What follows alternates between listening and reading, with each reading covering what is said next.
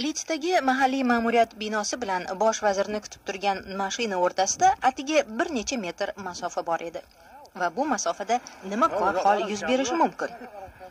Lekin bu kor hol ro'y berdi. Yugurishga chiqqan shaxs naq bosh vazirga borib urildi. Janob Cameronning orqasida bo'lgan xavfsizlik xizmati xodimi yuguruvchini mahkam ushlab yerga bostirdi. Din Fali ismli bu shaxsni hibsga oldilar, lekin keyinchalik qo'yib yuborishdi. Uning aytishicha, tushki tanaffus vaqtidan foydalanib yugurishga chiqqandi. David Cameronni umuman ko'rganim yo'q. Hech kim meni to'xtatgani ham yo'q. Politsiya ust boshidagi hech kimni ham ko'rganim yo'q. O'sha yerni hech kim o'rab olgani yo'q edi.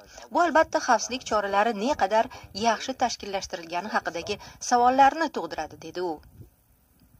Hozirda agarda bu hodisada haqiqatdan ham hujumchi ishtiroki bo'lganida va mabodo ular 2 kishi bo'lganida nima bo'lardi degan savol berilmoqda. Xavfsizlik xodimlari bu savollar ustida bosh qotirar ekanlar, bosh vazirning o'zi uni himoyalashda xodimlari to'g'ri yo'l tutganliklarini aytmoqda.